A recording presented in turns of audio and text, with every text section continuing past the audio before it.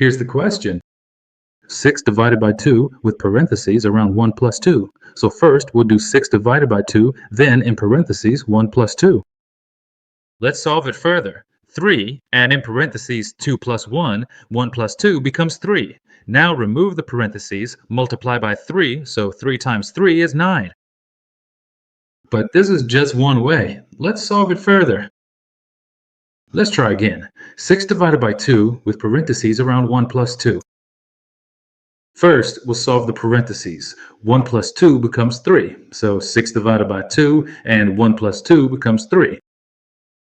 Now 6 divided by 2, remove the parentheses, multiply by 3. Now we'll check from left to right. So first we'll give priority to division and second priority to multiplication. So 6 divided by 2 times 3. 6 divided by 2 is 3. Now 3 multiplied by 3 equals 9. This is the right answer.